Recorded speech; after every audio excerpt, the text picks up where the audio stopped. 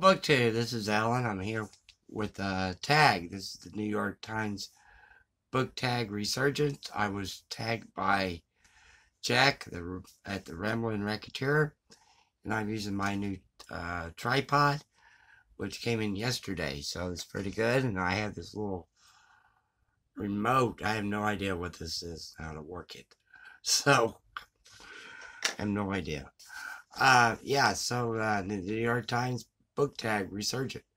His original tag was done by Mary Burge. Okay, question. Prompt number one. What book is on your nightstand right now? Currently, I have two. They're basically the same thing. You have the old Orthodox prayer book, and this one covers morning prayers, evening prayers. It covers Vespers, uh,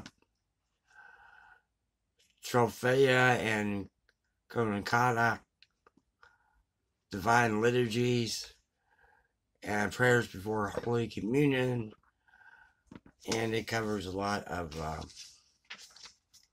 lot of things. It's actually written in English on one side and the Slavic or Russian on the other side. I actually went to a divine liturgy today at the St. Seraphim Eastern Orthodox Church here in Dallas, and the next 14 days they're gonna have 30 services. And no, I will not be attending all 30 services. This one is a little shorter, smaller, condensed book. Is the Orthodox Christian prayer book. This one just gives you the morning prayers, evening prayers. I'm sorry, Vespers, Lesser hours, Paschal hours, Thanksgiving, prayer of the heart, spiritual guidance, prayer for sick, prayer for travelers, prayer for any task, prayer for the departed, and so forth. So this one I keep. I usually put in my backpack and take it to work. And I do this in the morning also. But I go through the morning prayers in this one, and sometimes I have to go through the morning prayers in this one also, because this one, even though it's condensed, smaller, this one has a little bit more, to it. So, prop number two. What was the last truly great book you read? That would be this one here on my e-reader. Hope you can see this picture. There's a little glare there. Memoirs in the Drift by Melissa Payne. I've explained this book before. This is about a 36-year-old woman who lives in Whittier, Alaska, and she has a short-term memory loss, which occurred when she was given birth to her child. Her child died, and she went into shock, and she has a short-term memory loss, so she has to write everything down, or she panics and doesn't know what. She has a long-term memory, but the long-term memories is a combination more of bad things that happened, and like her mother's drunk, but her mother shows up and has been rehabilitated. She did take a drink, but this lady still believes that her mother's a drunk and don't know the fact that her mother's changed, and she has to seek forgiveness for that. So yeah, Memoirs in the Drift by Melissa Payne. Prompt three: if you can meet any author, dead or alive, who would it be? And probably C.S. Lewis would be my choice. Yeah, and basically I wouldn't want to know anything. Just want to talk to him. Prompt four: what books might be surprised to find on your shelves? Well, let me get them here. I've been watching Sarah, the Book of Knitter, who talks about romance. and a lot of romance books. So I started to go ahead and delve into some romance books. And this is one here. This is one of the older romance, Harlequin romance books.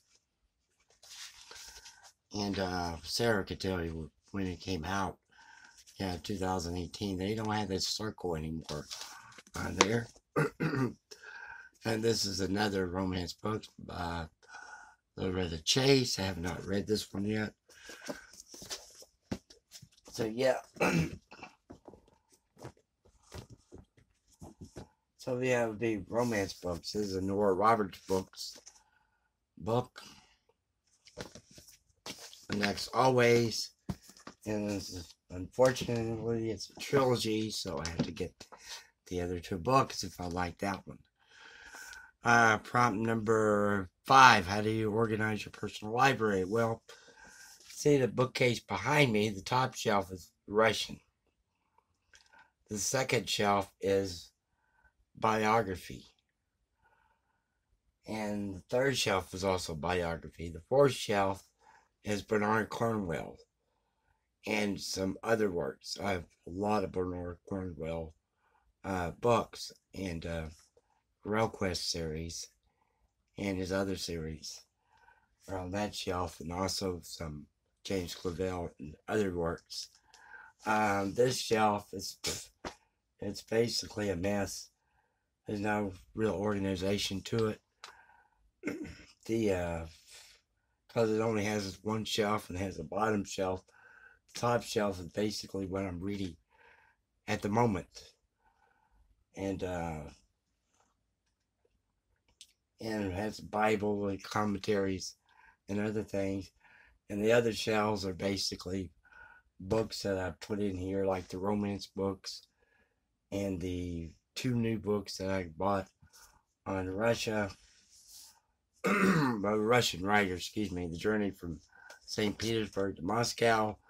This book was originally published in 1789, and the person that wrote this was thrown in prison.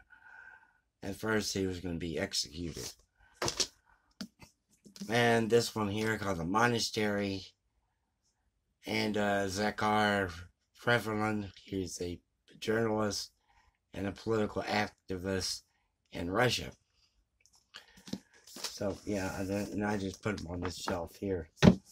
Any new books, I just throw there. Okay, let me see.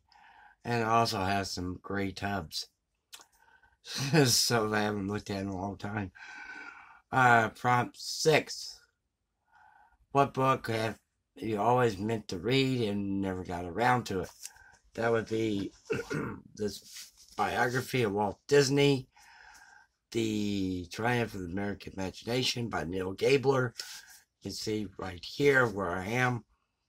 This is the chunker of a book, page 213. And this has over 600 pages. And there's nothing wrong with it. I just haven't gotten back to it. It's very well written about biography of Walt Disney. Excellent book. Prompt 7, disappointed, overrated, or just not good. What book do you feel you were supposed to like but didn't? Well, I'm going to go to the overrated book, and that would be When a Monster Calls. It was, I forgot the original author's name, but she died before she could finish the book. Neil Gaiman took it over, the book, and everybody that reviews the book says they're emotional, they cry every time if you don't know what the book is about.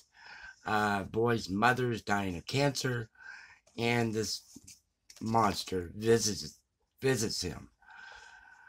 And I didn't like the book at all. I didn't care for it. And the reason I didn't care for it is because everything the boy did, he didn't get in trouble for it. He beat up this one kid in school, beat him up so bad. First guy was probably a boy, beat him up so bad they had to take him to the hospital. But they didn't do anything to the boy because his mother's dying of cancer. And they took, there's another scene in which the boy smashes, boy whose mother's dying of cancer, smashes this entire room filled with antiques. In his aunt's house, I believe it was. And the aunt comes into the room, doesn't say a word. The boy doesn't get in trouble. And a couple of other books that I found disappointing. This book was given to me by free, and I'm glad I didn't have to pay for it because this is very bad. It's written in first person, which I don't like, and it's bad. The other book I found disappointing, basically the end, excuse me, is Tzarina, James Clavell, Gai-Jin. This was actually supposed to be based on a true story, historical fiction. The ending was horrible. I didn't care for it. Excuse me. It's actually a second part to prompt number 7. So, do you remember the last book you put down without finishing? Well, that was the Walt Disney biography. I must have messed up right there. Yeah. Basically, that one in prompt 6, basically the same thing. Prompt 8. What kind of stories are you drawn to or steer clear of? Well, basically, stories I'm drawn to and ones, it's kind of hard to say. Some fantasy, maybe, historical fiction, some thrillers I'm drawn to, like Joe Nesbo, Michael Conley.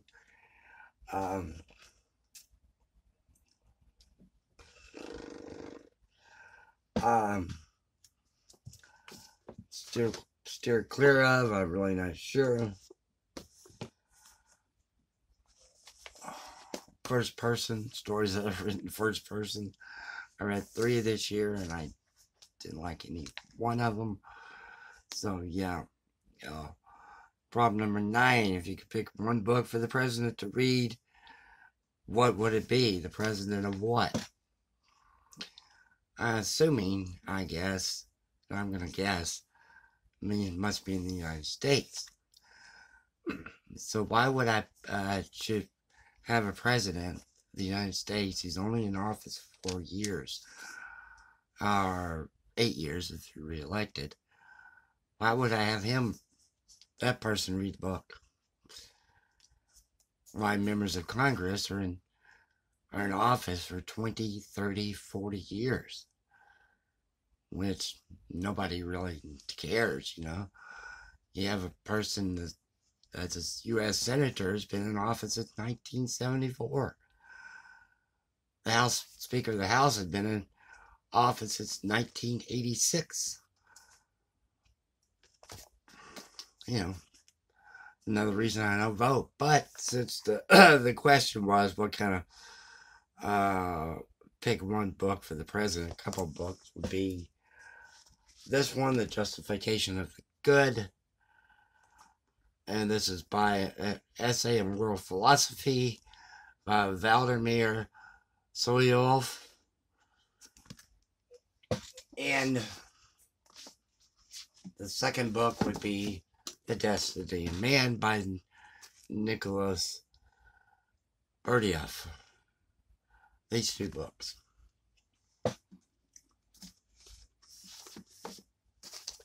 Prompt number 10.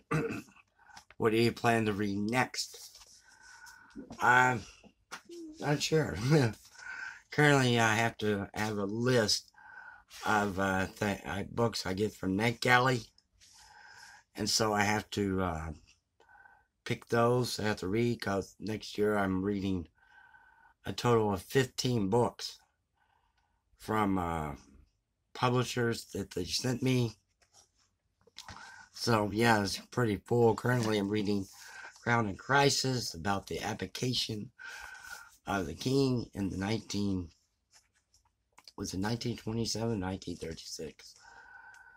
when he abdicated his throne and George VI became king.